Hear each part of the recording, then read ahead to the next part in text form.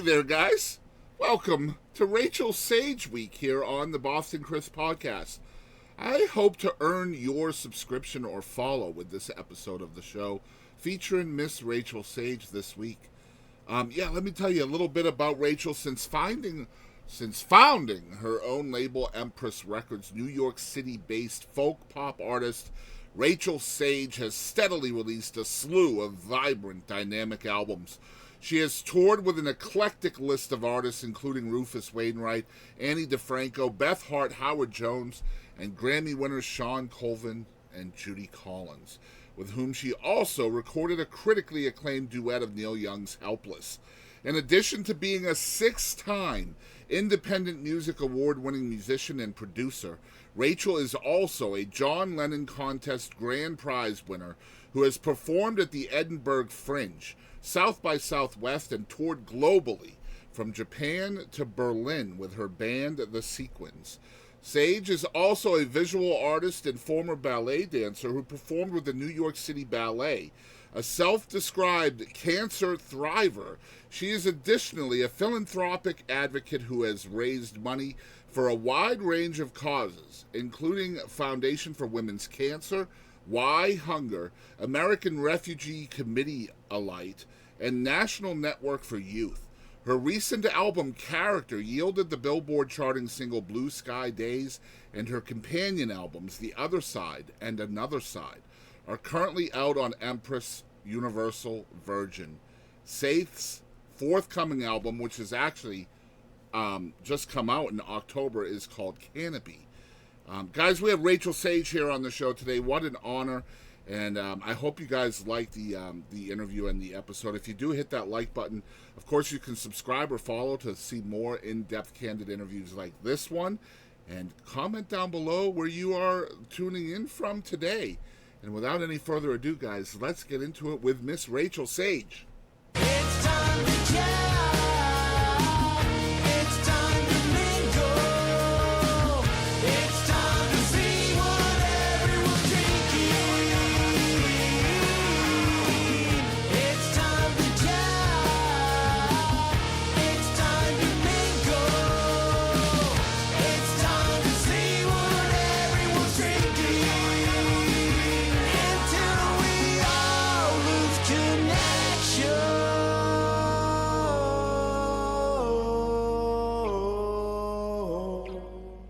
Hey everybody, I'm Randy Foster, and if you're not listening to Boston Chris's podcasts, you're doing it wrong.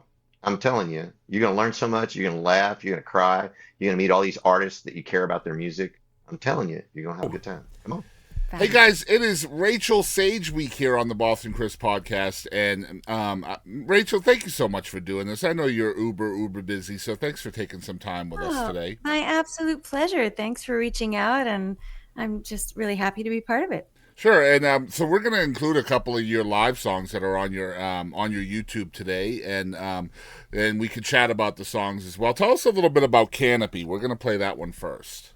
Sure. Well, Canopy was the first song that I wrote for the album, and I pretty much knew that it was the title track because it just felt a bit too prescient. You know, it felt like, well, this is going to be what we're thinking about for a while, this idea of how do we come together? How do we achieve some kind of unity just by virtue of all being human and all wanting dignity and to be accepted for who we are? So that's really the gist of the song. It's a great song. That's why I wanted to include it, is for equality reasons. Oh, and thank you. Yeah, I'm a dad in the LGBTQI community and an ally first and foremost. So these kinds of songs really matter, and I'm just wanted to show folks out there. And so it's Canopy by Rachael Sage. Y'all check it out. Thank you. All right. I believe with every beating of my heart, if the world were run by women, there would be an end to war. There would be an end to suffering at the hands of hatred shards. There would be no more buttressing of the vengeance violence starts. Mm-mm-mm-mm-mm-mm-mm-mm-mm.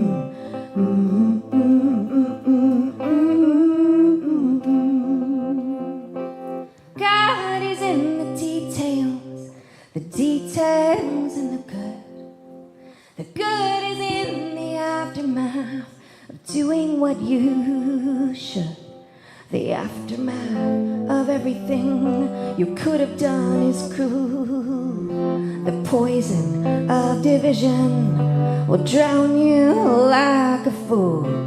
Come to me and hold my hand. You don't have to understand. You just have to stand under my canopy. Come to me with open heart. You don't have to even start. You just have to want to heal insanity.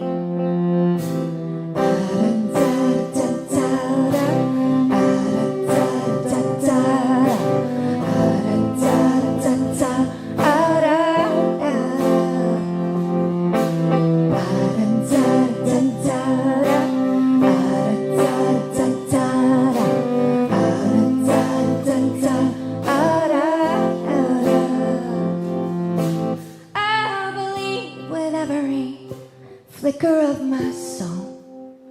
If the world were run by women, there would be an end to war. There would be an end to screaming and the children's cries unheard. There would be a deeper breathing in the lungs of Mother Earth. Come to me and hold my hand. You don't have to understand. You just have to stand under my canopy. Come to me with open heart. You don't have to even start. You just have to want to heal insanity.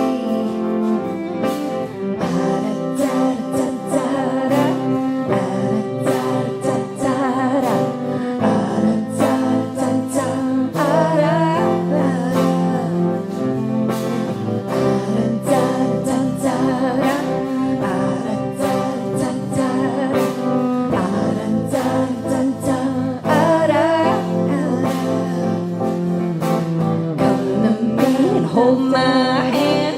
You don't have to understand. You just have to stand under my canopy.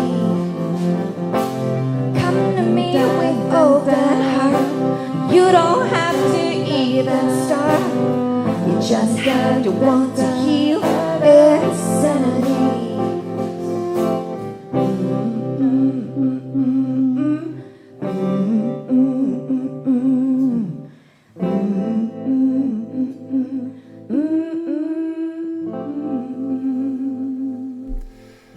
All right, so we are back with Rachael, and so this show is very biographical. We love to tell the stories of creative people, and your story starts in Port Chester, New York. Is that correct? That is correct. That is the literal truth. I was born in Port Chester Hospital, but I didn't linger there long. I think my family quickly moved us to Rye, where I grew up for a good portion of my life, and I've kind of bounced around different spots in Connecticut, and then eventually made my way to New York City. But it's always So- been Northeast for you, right? Oh yeah, absolutely. Except for college, I went to Stanford Right. out in Palo Alto. So, but yeah, it took me, until then to really make my way out west and to a whole other sensibility, I would say. So how quick did you know as a kid that the arts was going to be kind of your path as an adult? I'm one of the super artsy cliches, Yeah. and everybody seems to have one in their family. I knew almost immediately. I mean, I feel like the language of music and dance was maybe even earlier for me than reading and writing English. I think my parents, plopped me into a pre-ballet class, to just kind of keep me out of trouble while mom wanted to go to a dancercise or whatever she was doing. And I just took to it right away. I loved it. I would always kind of bring it home, whatever I was learning, and take it to the next level. So like if I was dancing around to Grease Lightning in a baby jazz class, I would then want to put on a whole show at home for the folks and my sister, using like my parents' bedroom as the stage and their mirror like as the dance studio. And I just kind of, never really looked back. Yeah, it's just I find it very interesting, like reading about your journey. It's not just musically based when it comes to arts. It's visual, it's Mhm. dance, it's poetry. So, what came first out of all these different creative outlets? That is a very valid question because I know I am a bit ADHD, all over the place Sure. with the arts, but I would say music and dance were kind of at the same time, really, because I was exposed to a lot of music from my dad, his doo-wop collection. I would, when he was driving me around, I was listening to CBS FM, which was the New York area doo-wop station, the oldies and the countdown from the 50s and so Yeah. on. And then my mom was more like the legit kind of classical Broadway, the odd schmaltzy pop music, the Barry Manilow and eventually like Billy Joel and stuff like that. So I got like pop melodies and a little bit more contemporary music from my mom. And then my dad really kind of downloaded all the oldies and all the classic stuff to me at a very young age.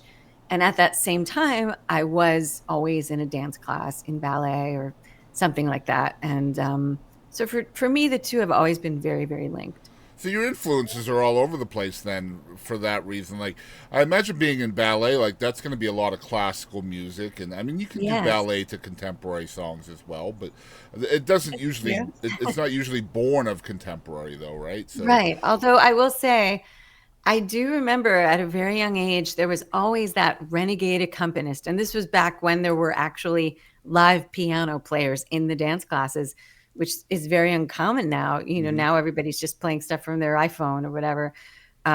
Every dance teacher is a DJ. But back then, there was always, like the Russian, ballet accompanist or some local high school piano student who would come and play jazz or turn a Beatles melody into a sort of neoclassical Right? vibe. Yeah, yeah. And then eventually, when those studies led me to School of American Ballet, by the time I was a teenager, I remember very distinctly there was one accompanist who was wildly creative, and she would just, insert like 16 bars of something from, the top 40 into, Bach or Beethoven. And so for me, it was all just kind of one happy mush of it's music. If it's either music I like or music that doesn't stay with me, Yeah. and melody was at the core of it all for sure. So what is not staying with you at that point? Like what's being Mm. kicked to the curb? Ooh, I like that question. This is a little embarrassing because I've never been a hipster. I'm still Okay. not. But I had a sister who arguably was. I don't know if she would perceive herself that way. She was 3 years older. And so by the time, she was in high school, she was listening to all the cool, like alternative Yeah. British imports, everything from the Smiths and the Cure and Susie and the Banshees and all the like, it was WDRE at that time, like on Long Island. And it was all that alternative, imported music. And I thought it was okay, but it didn't really connect with Resonate. Yeah, it me didn't on resonate. like a soul level at that point, even though now I appreciate it, to the hilt. But back then I was like, I don't know. I don't really get this. This is sort of unsettling. Like it doesn't make me want to go to the Mhm. piano and play it. And I just hadn't really wrapped my head around yet, this idea of the concept and the feeling and the, just that kind of punk or, alternative energy and the message really being what the music was about. That came much later for me. Yeah. And so piano's been a massive part of your life, but you're self-taught on the piano. When did that happen? Like, when did that come into your life?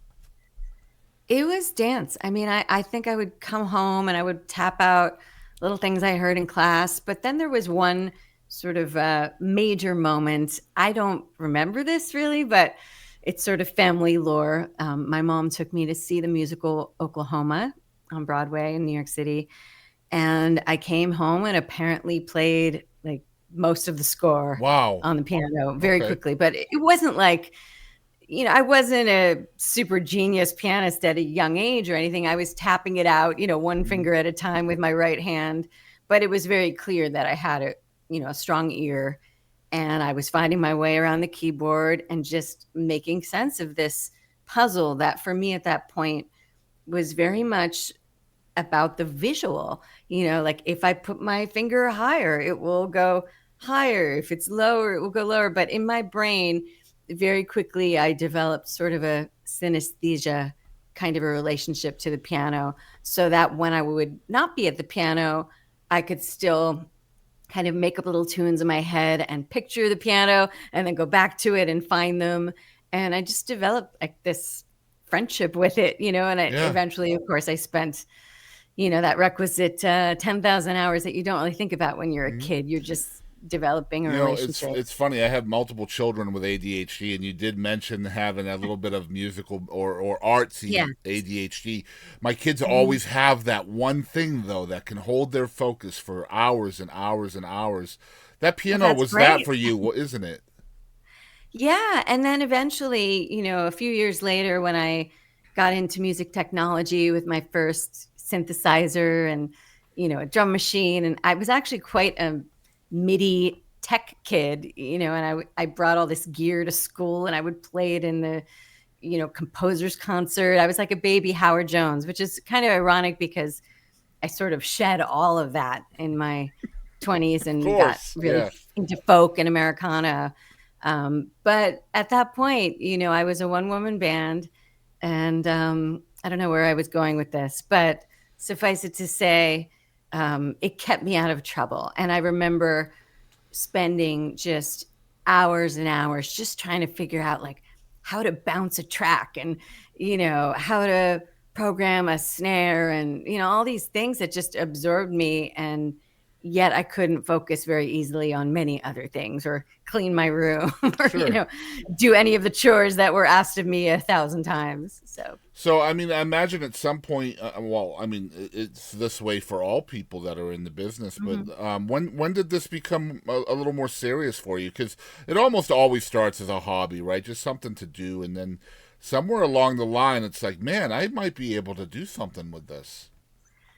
Well, this probably isn't going to shock you, but I visualized myself doing it professionally very early on. Sure. So I remember, seeing, I'm throwing us way back here, but I know that's okay with you, seeing like Solid Gold and Andy Gibb, hosting, and very easily projecting and picturing that someday I was going to be singing, dancing, my own music on that show, like it was very specific. And then the dream sort of shifted. And I remember in high school discovering people from John Prine to Suzanne Vega, and then, having a best friend who gave me her parents' collection, and it was James Taylor and Carole King and Cat Stevens. So it became this, broader palette of what was possible. And I was still listening to Top 40, and my sister's cool alt music was still piping down the hall. So, by the time I got to college, I had a pretty clear vision that I was absolutely going to do this. I had already been in a lot of songwriting contests. I'd entered songs in the Billboard songwriting contest, and I'd done an ASCAP workshop where I went into New York on the weekends, and, my mom would drop me off at the train and I would meet with all adults much older than me. And I was sort of like the token teenage songwriter in every situation at that point. And people were very encouraging, but also sobering, and made it very clear the level of commitment it would require to pursue this, not only as a songwriter, maybe potentially for other people, but especially as an artist, so everything from being, heavily advised to take those singing lessons. My voice was quite weak at that point. And, then also just doing whatever it took to put yourself out there. And all of those things became part of my goal set. So I would even, ask my mom if I could go to a seminar at 92nd Street Y and hear Tony Visconti talking about the production process. Like I was just constantly, reading magazines and reading the paper and looking at things to try to learn more about the music business. Very smart. Looking back seems like kind of wild. But no, yeah, it's perfect. Yeah, it had to be done, right? In order, and it's funny where you ended up. It was so perfect Yeah. as kind of the beginning page. You mentioned something, you could see it as possible. I always hear this so often from artists, songwriters, etc., that it is so ultimately important for you as a young person, as anybody as a young person, to look up on the TV or on the stage or wherever and picture yourself there. And if you can't do that, then that's going to just be the end of it, right? Like, it's just going to stop that, and you're going to go somewhere else. And that's so sad to me, to think about all the people that perhaps can't envision themselves in that, course. you know? I mean, that's why it's so important, you know, when you get to a certain point, or whenever you can along the way, to mentor other younger people and to try to fuse education somehow into what you're doing as you make your way, you know, trying to carve your own space in the business. Yeah, it just hurts me so much. And when I heard you say that, it's been a topic on this show a lot, where people, you know, fight through that. We recently had a young lady on the show named Star Diazlin, who was legitimately the very first Latina to sign a major label country deal, record deal. And prior to that, there wasn't one. So just because she broke that ground, now there's little Latina girls all over the country that can see that's possible, right? And that's huge. That's kind of progress, which is great to hear, because in many other areas there's been regression. I think in some ways, especially since Lilith Fair, and there was such a strong leaning toward female artists at that one extended moment, and then it kind of retracted. Went away. It fizzled, and it shouldn't have done that. Like, that should have been a moment in time where everybody in the business should have been like, wow, right? Like, let's keep doing this. And then it stopped, and it just I'm a huge champion for women artists and women in the arts, and it hurts me when you guys have to fight harder and for less than too. Like, it pisses me off, dude. Like, boy, you are a kindred spirit, and I am happy to know you and to be part of your situation here, because you know, it means a lot to someone like me who's been doing this so long. It's coming up on 29 years that I've been running my own record label. Yeah, I know. Records. Insane. And, you know, we're making it sound like it's all, you know, flowers and glitter, but it's, you know, it's taken a lot of sacrifice. And putting in basically an extra work day every night. And I got to tell you, not to cut you off, but like, Rachel, you're such an inspiration to me, because not only are you a woman, but you're also Jewish, you're also LGBT. You have all of these things that are working against you. They shouldn't be, but they are. So you're just fearless in my mind, and just an inspiration. And I'm really honored to have you on the show. Yeah. Thank you so much. And I have to point out, you know, for those of your listeners who cannot see what they're listening to for whatever reason, that you have this wonderful sign to your right that says "You are enough." And, you know, that is a sentiment that we need to share a lot more with our loved ones. And there's always going to be someone in our midst who needs to hear that. So it was very important to me to put a song on this record with exactly that sentiment. So I hope that that you've checked that out, because we're almost co-writers. It's called Just Enough. Yeah, awesome stuff. Yeah, the sign's very important to me. I used to change it every day. And I stopped changing it every day, because that is the sentiment. That's what people need to see and hear. So it doesn't need to be changed. I don't feel. I think "You Are Enough" says it all. So I've left it that way for almost 4 years now. It's been the same. Oh, wow. So I'm glad you noticed it. That's awesome. But you know, all the things that are different about you make you an inspiration, and just the fact that that's a thing has to change, because nobody should ever have to think about different when it comes to other people, right? It has nothing to do with you. It has nothing to do with me that you're Jewish or you're bisexual or whatever you are. That doesn't matter to me. You read my Wikipedia. I did, of course. I read everything, but it just it makes me mad that people see different. I hear what you're saying. You know what I mean? But, you know, on the flip side, while I agree with you that it would be wonderful if someday we were post difference. Yes. In a sense. Yeah. Especially as someone who was bullied as a kid for being different, you Yeah. know. You and I have a uniquely wonderful opportunity now, as you're doing, and as I'm doing my best to do, to bring other people in and to kind of turn that tide. And I do think it is a really exciting and just, you know, kind of magical time to be an artist and to be a Yes. creative and to have a platform as you do. You've put the work in and you have your following of people who now tune in to hear what and who you're featuring. So, you know, these are big gifts and privileges that we have. And I know you know it. It's Yeah. very obvious. Well, thank you for being fearless. Let's get back on track. Aw. And I know you're probably thinking, oh, I'm afraid of a lot of stuff, and we all are. But when it counts, you're fearless, and I see that. So, I appreciate that. yeah, of course.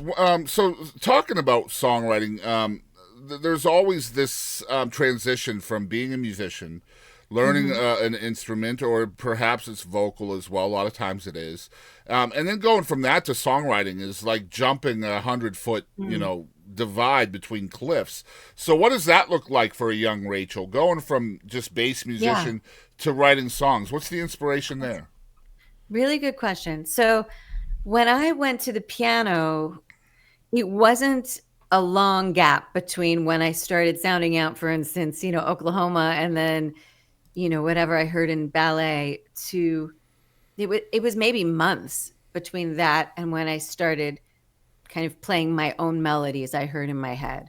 And it was kind of like a Woody Allen movie. You know, my mom would yell down from upstairs like, honey, that's a terrific tune. Keep going with that one. And granted, she's not a musician, but she was just like a quintessential stage mother. And then on, you know, another day she'd be like, sweetheart, that's not yours. That's Mahler. You know, like she was basically telling this little kid who didn't know her own stuff from other stuff. I was just playing. I was just feeling and connecting, you know, kind of, she was helping me categorize what was original and what was, you know, me playing something else by ear. So by the time I was 4, you know, 5 at the most, I was writing my own songs, and most of them were instrumental. And I would just like sit kind of gripped by that instrument until I had formed what was essentially a complete musical sentence in my mind. And then I would, you know, try to play it for anyone who would listen to it.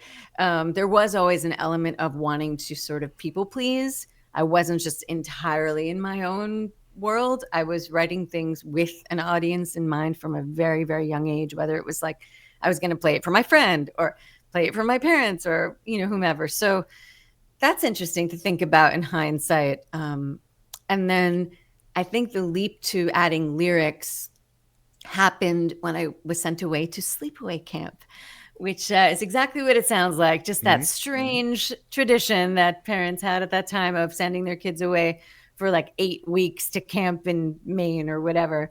And looking back, it seems very extreme, but It was. you know, I grew up pretty quickly. You know, it was like I was a baby Mrs. Maisel, and you know, there was always a piano in the mess hall or in, you know, in somebody's bunk or whatever, and I just became piano girl. I was just like the person everybody knew who played piano, and they would ask me to play things by ear, Billy Joel or the camp song or whatever it was, and so by the end of maybe my first summer at camp, my musicianship and my ability also to kind of make up words and put them to melodies had really grown. And I didn't really realize what I was doing or how it was happening. It was just a way that I was learning to speak.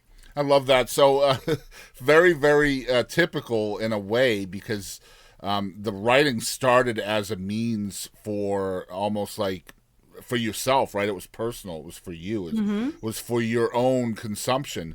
But then you get this reaction to it, and you're like, whoa, okay, this is pretty cool. People are also reacting to this. It's not just me. So and even the people who were mean to me would still like it when I play That's the way it song is, maybe. though, isn't it? Right? Yeah. Like they find something about you they enjoy, and they're like, wait a minute, maybe we were wrong. My question here is, it starts as personal. It ends up getting a good reaction from other people. Does does this spur you on? Like, it's like, okay, this is very vulnerable and personal to me, but other people are really digging this too. I need to do this more. Is that there? I think it probably spurred me on to cue in more to what else was happening in the wider music world. Yeah. Because I did start like every Sunday listening to Casey Kasem's Top 40, and it was religious for me.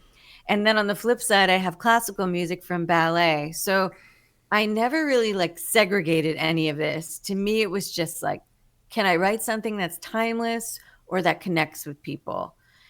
And one was just as good as the other to me at that point, because you're young and you're not having to make a living at it or whatever. But by the time I was a teenager, I was absolutely demoing songs, on a 4-track and later an 8-track and then eventually a 16-track. I started seeing that what I was doing was turning into something like making records. So certainly by the time I was 16, I was very much like, maybe I should get a record deal, or that's a very big lesson to learn as a young age. At a young age, is that connectability, right? Like, sure, it's going to connect with you. You're the one making it, but like, if other people are connecting to it, that's huge in the mind of a young artist, I think. And other people and other music was so powerful to me at that point. I had become such a music fan, and so it was kind of, I took it for granted that like every day was about music, even if I was just trudging through academics and whatever, drama club, and it's all a mixed bag, and kids are mean, and you have a love-hate relationship at school. But coming home, there was just always that opportunity to be engaged with something that was really would give me back as much as I would put in. And then being able to share it later with the odd friend or a talent show or something like that. I was gradually sort of becoming professional at it. So I think I know the answer to this question, but I have to ask it because I want to know if I'm right or not. So there always comes a time in a young artist's life where you don't connect. You put something out there and it doesn't connect with whoever's listening.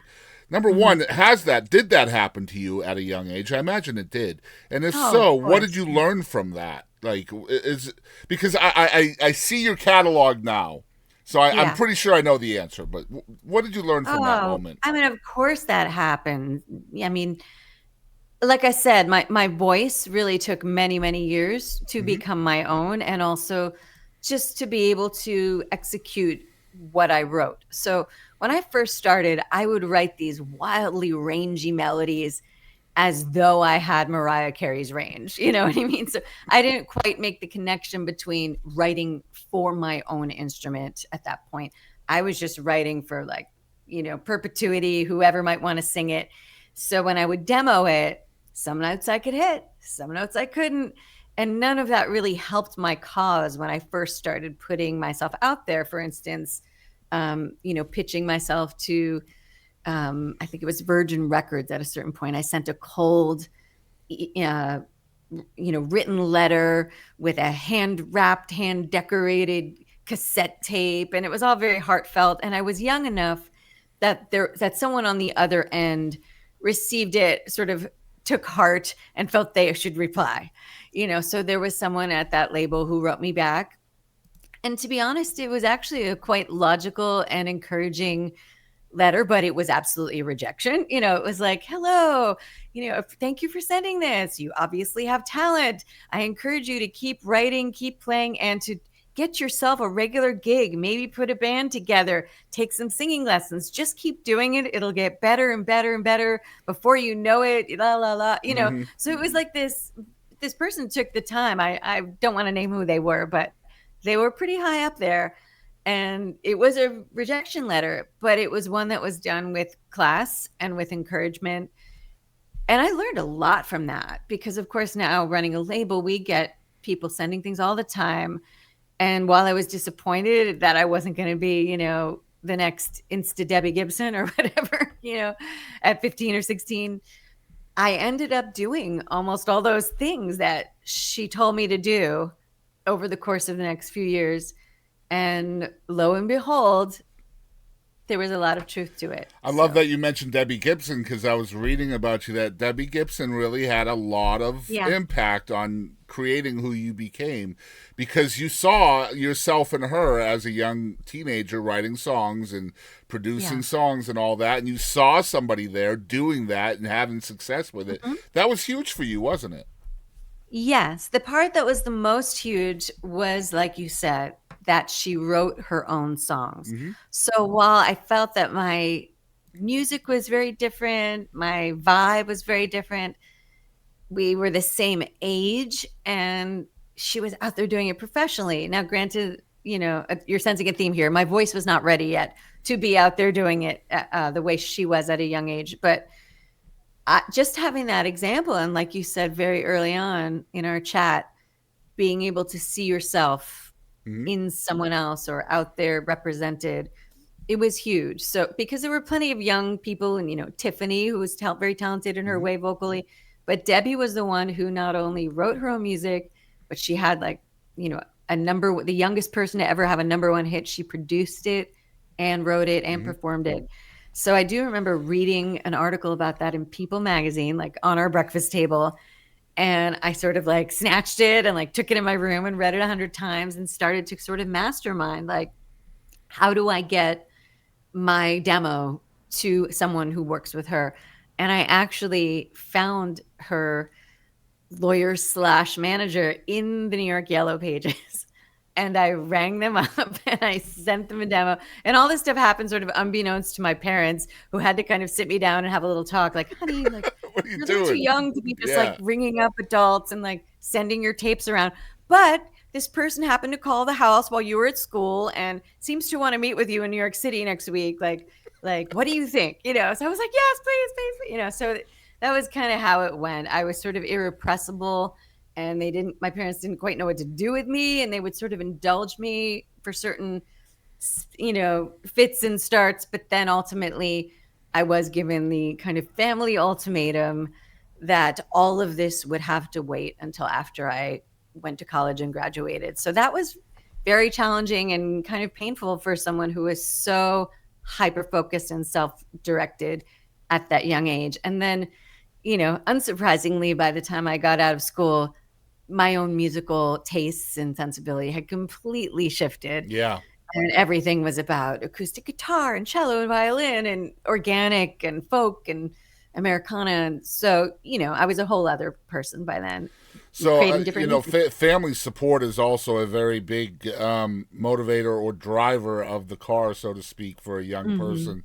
I love that you mentioned in that they kind of told you got to go to school first, but they were very. I was so mad. I bet. Oh, I bet. But now I understand, of course. But they allowed you to go to school for something art based, which is huge, I think. So that's true. I was a drama major. Yeah. Yep. So they see you as a young person that's really into this art thing, and they don't ever try to suppress that, do they? They're openly supportive of that. Yes. Although, to be fair, I think it's they were just going to be happy if I had the piece of paper and there's something to fall back on. But there's not a real job mentality from the people from before our generation, right? I mean, and that was never really a thing for you looking back. I don't know about that. I think I had to do a lot of convincing, self-advocating, and just make it very clear that no matter how I was pursuing this, there was another angle on how to make it work. So for instance, when I moved to New York and I very quickly got into jingle writing and session singing, those types of things were very useful, helpful in convincing, sort of reluctant non-artist parents to get it. Yeah, because there's tangible proof of income from that, right? Right. Yeah. So, those are my 20s. But no, in general, I'm very, very lucky and grateful. I have parents who have always appreciated the arts, and my mom in particular has always exposed me to a lot of visual art, fine art. We would go to museums when I was a kid, and when I was really little, I was like, oh, do I have to go to the Met? This is boring, and I'm 5, 6 years old and I wanted to be doing anything else. But I mean, I was exposed to so much and a lot of it sank in on sort of a subliminal level. And then, when you grow up, you're like, oh, right. I remember Moreau, Mm-hmm. I remember Rembrandt, and it all kind of seeps in. I have a feeling I know the answer to this question too, just based on how Oh. I'm seeing your brain work right now. But you're a self-taught pianist. You're obviously very good. People are enjoying what you're doing. Even people that I have have fun with bullied it. you, right, that have been negative to you prior to the music. Most people, I would say, once they find something that they are good at, in your case, a piano, they will stay there. They will just stay within that realm. But for you, you didn't become complacent. You started going to other instruments, stringed instruments, things like that. What was the motivation behind that? Sure. That's pretty easy to answer. I mean, so much of the music I fell into loving and surrounding myself with was guitar based largely. And, just a lot of kind of neo folk from Suzanne Vega, Sinead O'Connor, Jewel. I remember I was a DJ in college and I loved Sarah McLachlan. So I would play her whole album on my record and she played piano and guitar seemingly equally. And I thought, wow, that would open up a whole other world. All songwriters, by the way, all of them that you just named. Yeah. Yes. Mhm. And, and then there was also this sort of leaning to just retro folk rock. And I'd mentioned, Carole King, James Taylor, Cat Stevens. There was seemingly this kind of equal split between piano and guitar in the singer-songwriter genre and folk rock. So I don't know. I just love the sound of it. I love the sound of acoustic guitar. And then when I eventually went on tour with Judy Collins, seeing her get up and be so fluid on guitar and piano, I got a little jealous of just that I was hidden behind the piano the whole time. I wanted to show like I'm a whole person. I have legs, Yeah. I can stand up and move around. But there was also a component of me being a producer, and sonically my ears had always gravitated towards strings and things that vibrate and have that liveliness to it. So I remember the very first time that I hired a wonderful session guitarist to play on my early demo. It was my very first time I'd paid anyone to play on, my music. And I think I paid him $100 and he played guitar in like 4 songs in my parents' basement. And this was a world-class, amazing player who I'd happened to meet at the bitter end or something. And there they were, this, grown man with this just universe of knowledge of their instrument. And I was mesmerized and just, I thought, well, wow, if I could do even one iota of that someday on that instrument, I don't know. I just love the sound of it. And I also thought that in some way that it would leave more space for my voice. I Yeah. intuited that, even though I didn't know much about frequencies and mid-range and, that piano kind of clogs up a lot of the space for the voice. But that very much turned out to be the case. And 9 times out of 10, I'll track a song on piano and then I'll end up making a folk or acoustic mix where I mute the piano and all I want to hear are the strings. And that's like the wannabe Irish person in me. I just love things that are, organic and string based. And See, I figured and it was eventually I lived in Ireland, by the way. So that sort of led me to that. no surprise. See, I figured it would be like a toolbox kind of thing, right? Like when you're just Yes. sitting around and like, man, I can't do that on the piano. I need to have Yes. this. And then- Indigo Girls. They yeah, were a like I huge can influence on picture me. you being frustrated with that. Like I have to learn that, right? Like Oh, I it- can't it depend did on not come somebody easily. else. Yeah, I'm sure not, because I mean you can't get two further instruments, right? I mean they're very very different. Very different, yeah. And that's why people are normally either one or the other. And then if you find somebody that is good or decent at both, really pay attention to that person, because that Aw. person has like a lot of tools in their toolbox and a lot of things they can do with their music that other good people way to put can't. it. Yeah, for real. And I mean, you listen to your catalog; it's there. You can hear it, and like just your producer chops too are very apparent too, which I can't wait to chat about. you. But before we get into that, I have to ask kind of a cookie cutter question. Why did you go with Sage? Because just news flash. Her real name is not Rachael Sage. So why Sage? I'm curious. Oof, this is like a long story. I'll try to wrap it up quickly. Okay, no, There are take your several time. components to it. I will say it's the only name I could have gone with. There were several things in my life leading me to that name, so there's nothing random about it. One of them being that my first love's name was Wisdom in Russian, and hence Sage. So Yeah. I was taking that name to honor them.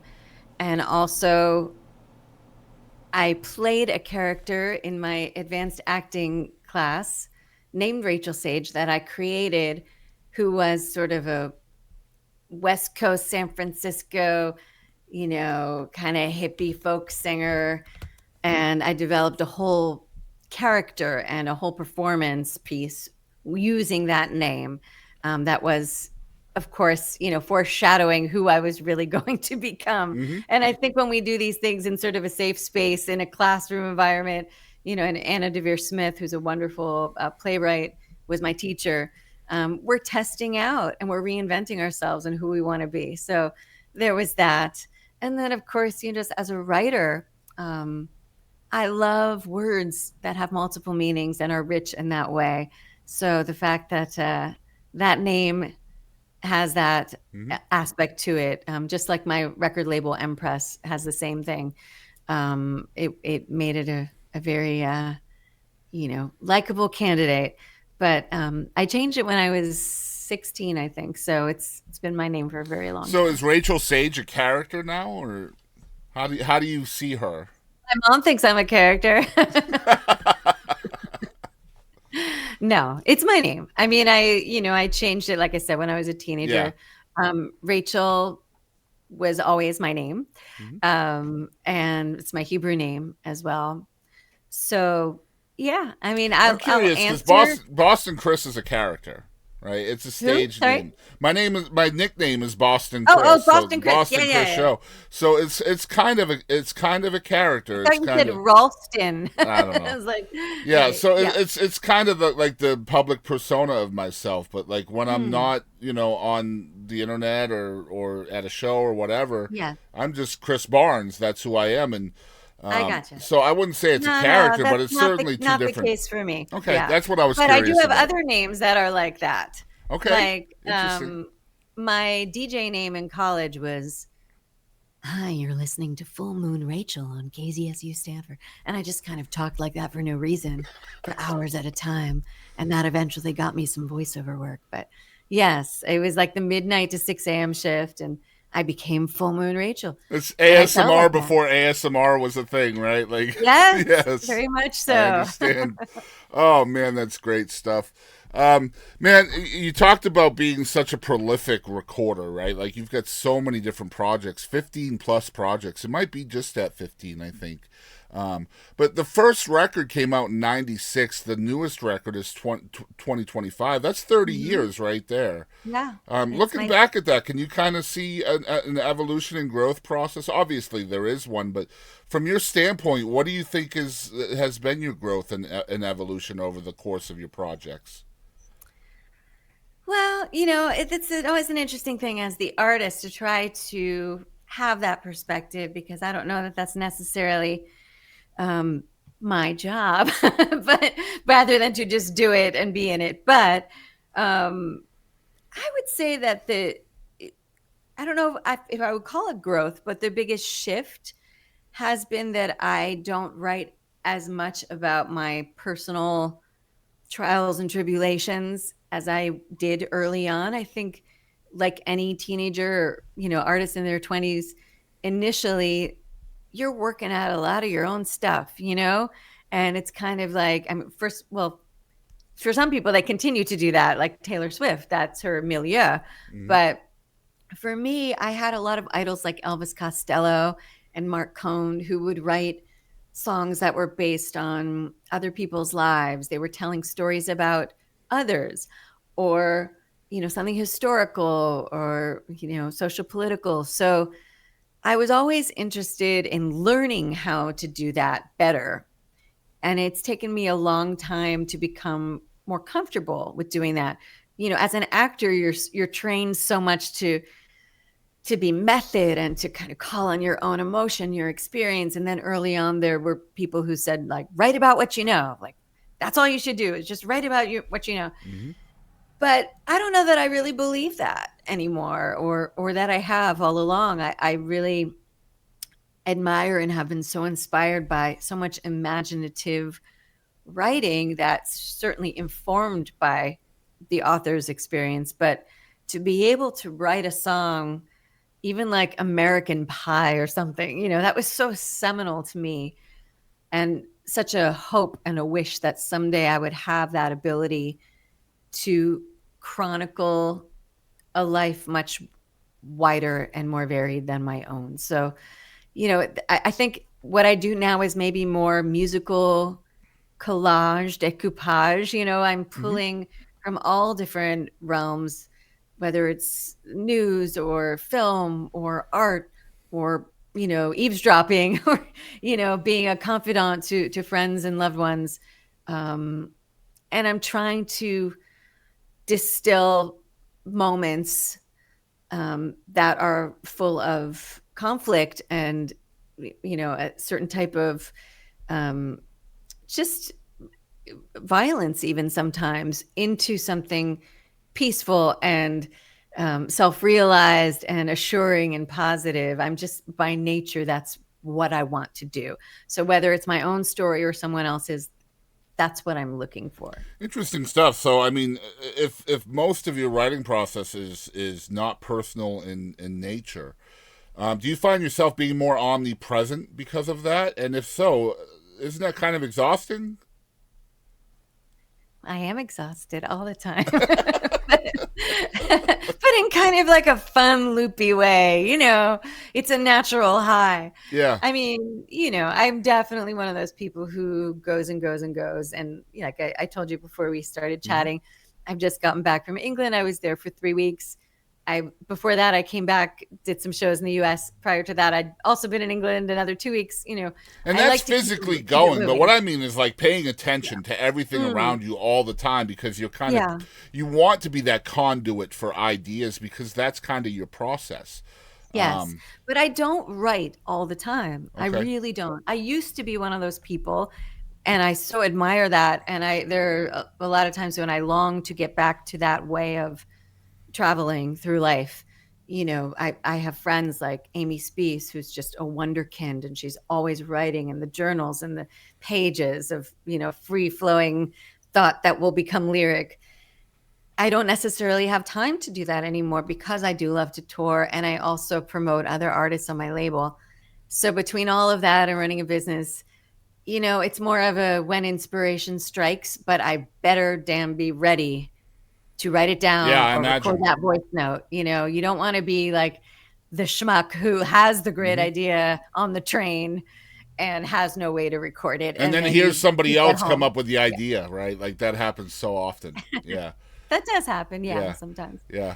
So you've mentioned it many times, being the owner of your own label, which MPress Records, and you have some incredible artists on there as well. Grace Pettis being one of them, who I absolutely adore. I love Grace so much. What was the genesis behind starting the label? It was sort of inevitable. I didn't necessarily set out to do it, but I did set out to release my own work in kind of the fashion of Lorena McKennitt or early Indigo Girls before they signed to a major, certainly Ani DeFranco. But even smaller than that, I would see people selling their cassettes, shrink wrapped at craft fairs in college. So I just knew I wanted to be in that mix. I did that for 3, 4, 5 years. People would start to tell me, you should sign other artists. You should put out other artists. And also ADHD. I don't like other people telling me what to do. And I'd be like, no, that's not my jam. I'm doing my thing. I have so much to share and create. And that's like the last thing I want to do. A couple more years go by. My own distributor is like sending me artists. I don't know. I think you should work with this person. You would say things like, you're so good at promoting. And I would almost be offended by that. Like, I don't know. That's not what I want people to be noticing. I just want to share my music, and the rest of it is sort of like a necessary evil almost that you have to, make a flyer and hang it all over the East Village and take an ad out in Time Out to promote your big album release or whatever I was doing at the time. But, it started to kind of seep in that, okay, well, maybe if the right artist came along, I would think about this. And also, I'd seen Ani do it. And then one day, out of nowhere, I got this pitch from a young man named Seth Gleer. And it was so self-possessed, so accurate to what he sounded like. He was like, hey, my name's Seth Gleer. I live in Western Mass. I sound like a cross between James Taylor, Billy Joel, Bruce Springsteen, and Rufus Wainwright. And I was like, what? Wow. Like, I couldn't be any more the target audience for that pitch. This can't possibly be real. Like, I bet, this isn't going to really be accurate. And I went to his website. I streamed a bunch of tracks, was blown away by his voice, his songwriting, his musicianship. And I think I just kind of sat there stunned, like, at how gifted and also how mature and articulate this teenage, artist was who had pitched me. And then, it took about a year for us to really be in each other's orbits. But I would say that I had no choice but to work with Seth. That's awesome stuff. So I would say maybe twofold, helping other artists, but also not liking being told what to do, right? So if I wanted to help. I saw myself in him, to be fair. I thought, wow, this guy also, he's booking all these gigs. He knows how to handle a sound check. He's asking for $2,000 to be taken out of this and that. Like, he knows his stuff. And, the word prodigy springs to mind, but there are many prodigies. I think what really drew me to want to help him was that he had a strong vision for how he fit into the music landscape. He wanted to tour his butt off, and he just was most interested in communicating. And that's what interests me the most, too.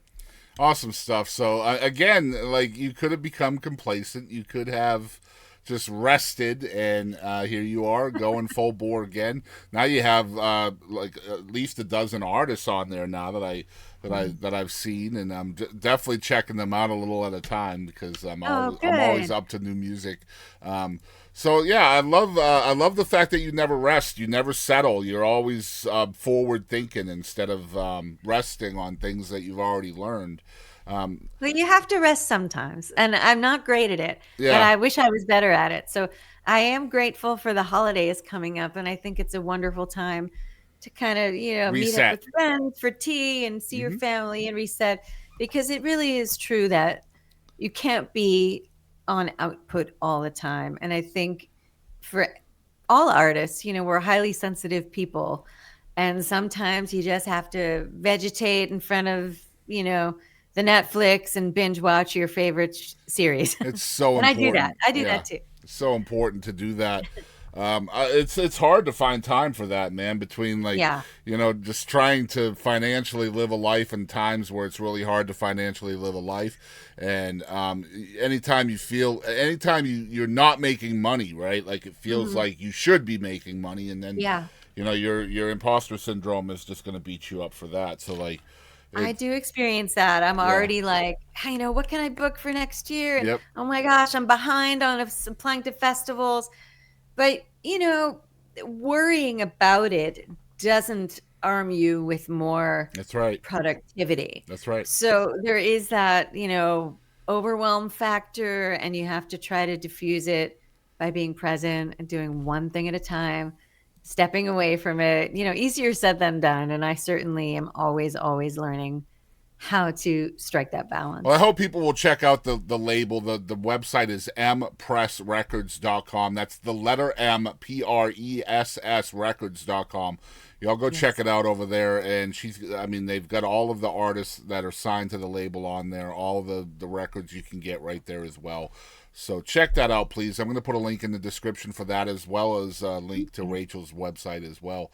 And let's talk a little bit about Canopy before we get into the second song. I'm holding it right now because I didn't know if you'd seen the physical. I have. But it's very exciting. It's like a coffee table book with lots of paintings and things in it. So you can play accordion I went a little on that. crazy. You can. It doubles as an accordion, y'all. So Canopy is 14 songs. Tell us about the record. Why should people listen, do you think? I think it's a record that is very much of this moment. Most of the songs are about acceptance and, trying to cross these chasms of difference and disagreement that we have towards something that's more unified and maybe, a throwback to the 60s in some ways when people were equal parts socially conscious and also just genuinely exploring, trying to be more evolved as human beings. So, that The sounds word a that little comes to heavy, mind for but me is awareness, right? Awareness. yeah, Yeah. yeah, for sure. Awareness and also love. I mean, it's a word that, again, I've never been a hipster, but This is pretty I am at close, a though. point. This record is pretty Aw, close. thank you. Yeah. But yeah, I mean, I'm at a place in my life and career where there's really nothing to lose. I've been through cancer. I've survived that. I'm a survivor of domestic abuse as well, and I like to speak about that because I think it's good for people to see folks who overcome these things and can be, happy and well adjusted, and I am for the most part. So, I think I am sort of living proof of how art and music and being expressive can provide ourselves peace and also promote that between each other. Man, I love the way you're putting things so much. Aw. I love this record because it makes you listen.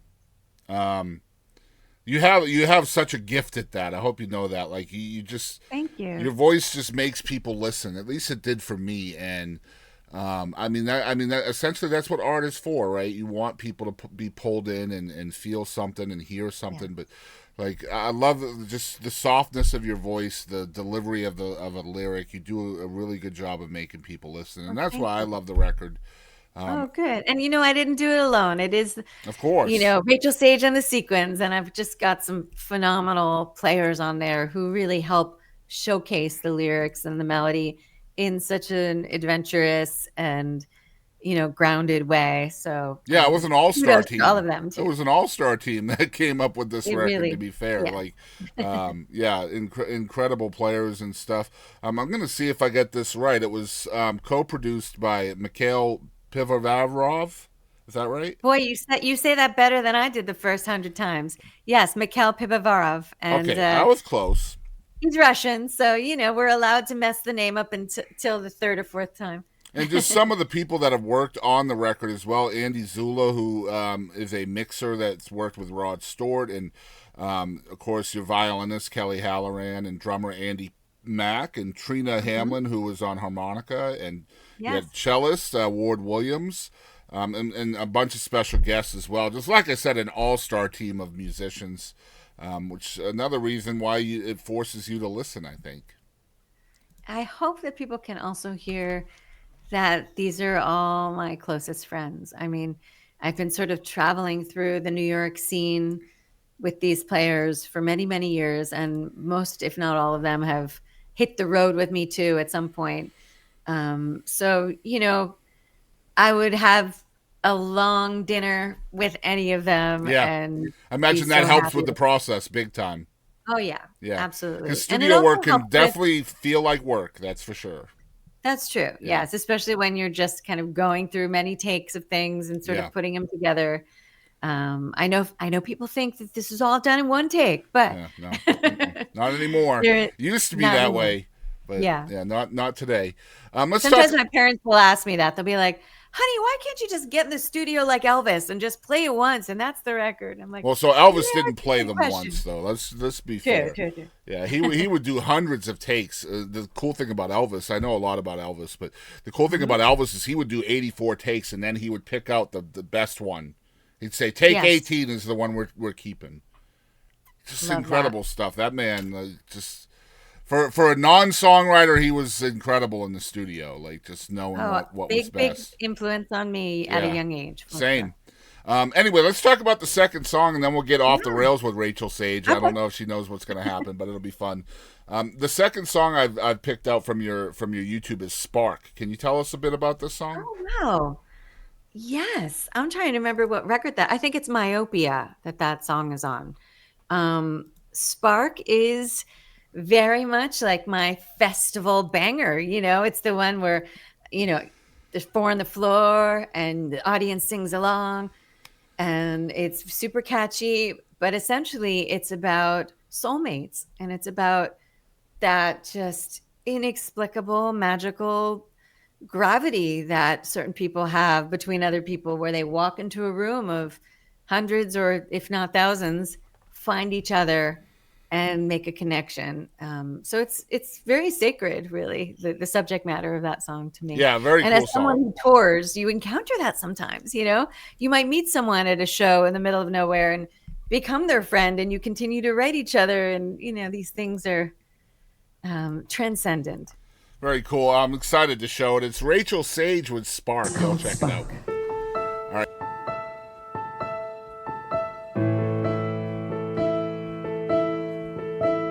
It's always easy to be open to a stranger.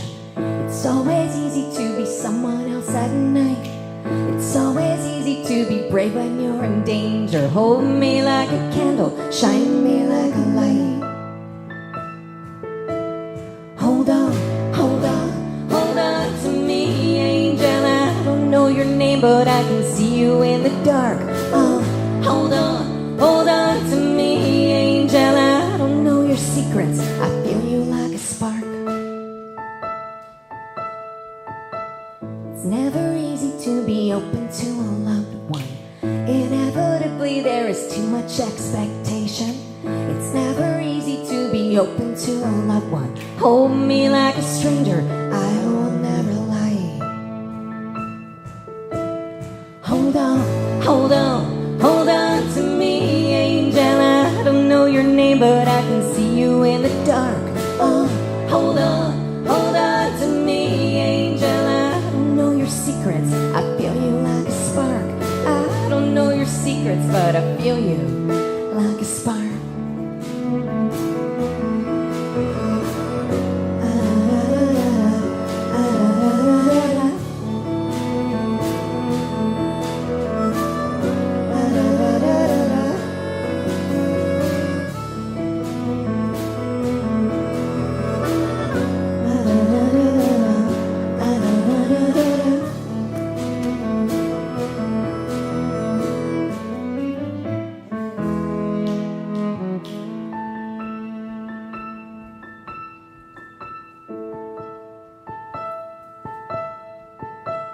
It's always easy to be open to a stranger. It's always easy to be someone else at night. It's always easy to be brave when you're in danger. Hold me like a candle, shine me like a light. Hold me like a candle, shine me like a light. Hold me like a candle, shine me like a light. Hold me like a candle, shine me like a light. Hold me like a candle, shine me like a light. Hold on to me, angel. I don't know your name, but I can see you in the dark. Hold on to me, angel. I don't know your secrets, I feel you like a spark. I don't know your secrets, I feel you like a spark. I don't know your secrets, I feel you like a spark. I don't know your secrets, but I feel you like a spark.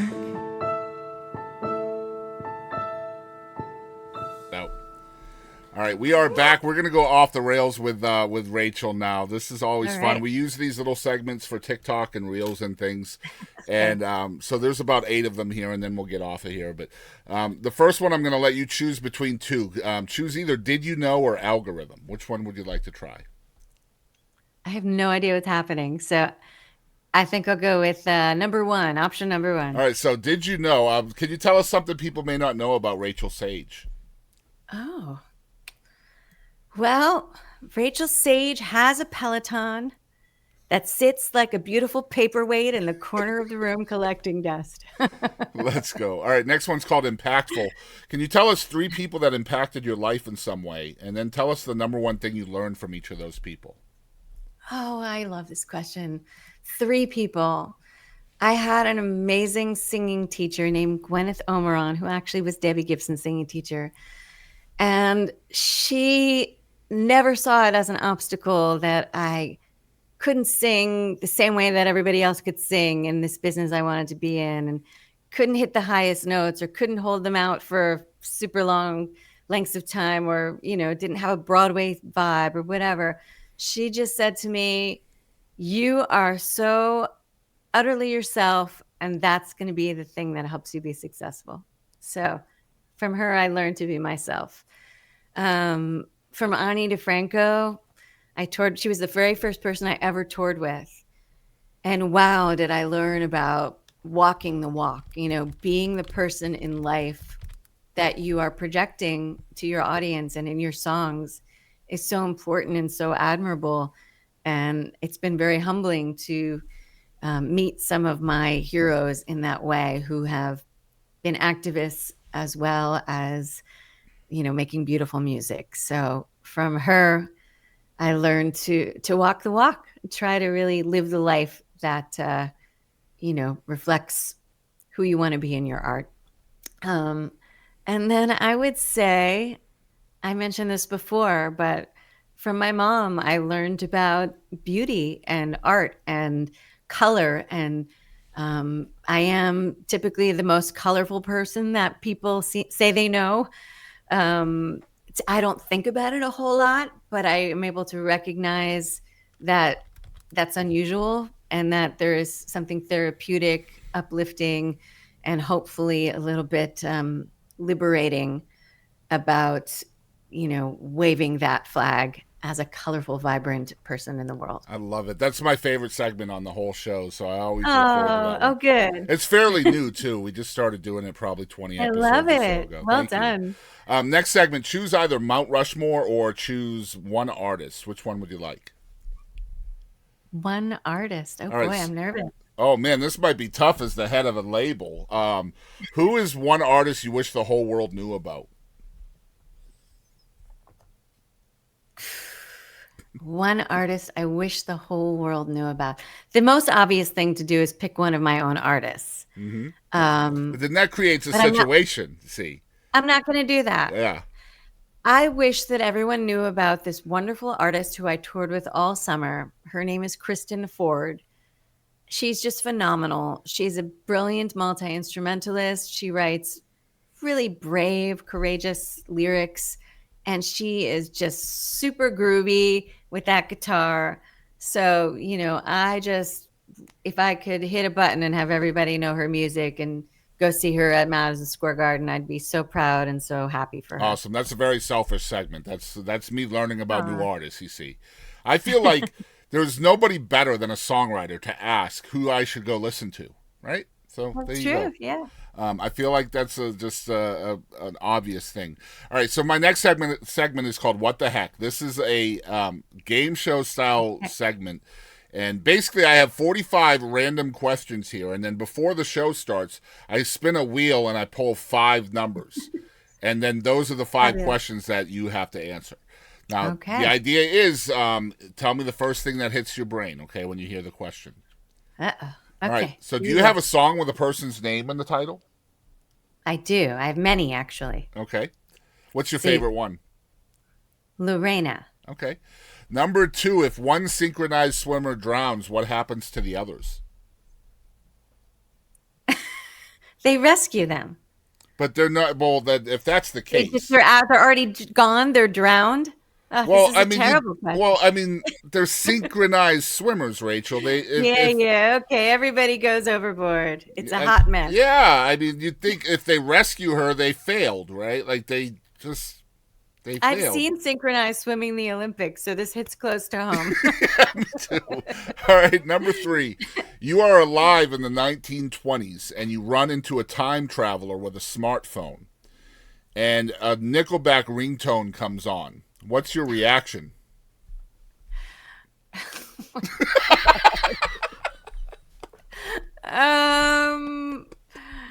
I just keep on moving. I think, ladies and gentlemen, I think we saw her reaction. So if you are listening to this somewhere, we are also on YouTube at The Boston Chris Show. Get over here and look at her reaction. It was great. All right, number 4, have you ever lost your glasses while they were still on your face? Absolutely. On a regular basis. And my keys while they're like in my purse. Yes. All right. Well, in your purse is a different thing, right? That thing Okay. can be bottomless. I have Yeah. experience with that. All right, number 5, and last one. If you could spend 1 hour with anyone from the past, who would it be and what would you talk about? Yoko Ono, she's around. She's not from the past, but I'd love to have hung out with her in the early days. I think she's brilliant, and whatever everybody else may think, I have loved her exhibitions and just, I don't know, I really relate to her way of thinking about the world. Very cool. All right, next segment. Choose either bucket list or fly on the wall. Fly on the wall. Okay, so in all of history, which room would you have liked to have been a fly on the wall in?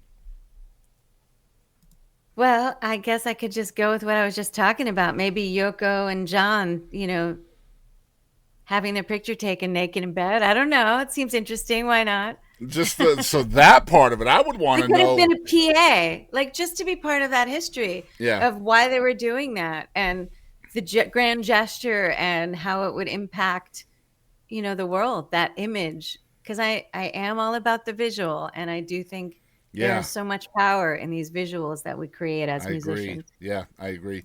All right, next segment. Choose either biggest lesson or moment of gravity. Moment of gravity. All right, I feel like I'm we can. afraid of school. Yeah, I feel like we can all look back and kind of see that moment or event that kind of led us on the path to where we ended up today. Can you kind of see what that event was for you? Yeah, I can. Do you want to know what it is? Yeah, please. Okay. I remember when I was a DJ in college, Full Moon Rachel, I had the chutzpah to go up to that barricade where there was VIP only and to just BS my way backstage and say, I was at the radio station. Could I please have an interview with Mark Cohn? That's what's I up. was like 16, 17. My boyfriend's like waiting for me. He's sort of annoyed. Like, what are you doing? Like, I want to go. I'm like, I'm just going to go see if I can do this. They heard the word radio. They didn't care if it was college radio or mainstream radio, whatever. And there's a line of 50 people who probably actually knew him in high school who were waiting to talk to Mark. And they were like, come right this way. I end up backstage with him, chit-chatting for 2-3 hours. I mean, he became my best friend. And I recorded him on a tape recorder. And it was just one of those amazing lessons in not only chutzpah, having the nerve to do something you're afraid of. We were talking about fear earlier, but also just believing in yourself and that you kind of deserve to be wherever you want to go. There's an art to that, by the way. I'm not sure I should share it, but there is an art to getting backstage, and it's just pretend you belong, really. Like, just, you belong there. And if you walk back there like you belong, people very seldom question that. It's very crazy. My wife calls at the it. heart of all of that was. Oh, go ahead, please. My wife calls it the Boston Chris effect. Like, I'll just walk where I want to go, and people let me. It's weird, but yeah. I love it. Yeah. And the other thing I learned from that was that it is okay to meet your heroes. Yeah. Most of them are going to be really nice, and they became successful for a lot of reasons, and among them that they're probably really cool people. Well, I think the key to that is treat them like they're human, first of all. That's Treat it, them like yeah. they're human and not like they're your hero, and everything Yep. everything goes very well then. Next segment's called Grateful. What are the 3 things you're the most grateful for? I am the most grateful for my family and my health, relatively. It's not perfect, but it's pretty darn good. And of course, for music. Very cool. Last segment, this might be the hardest one for you to answer. We'll see. The segment is called Who Do You Think You Are? So who is Okay. Rachael Sage? Oh, I see. Okay. Rachel Sage in third person.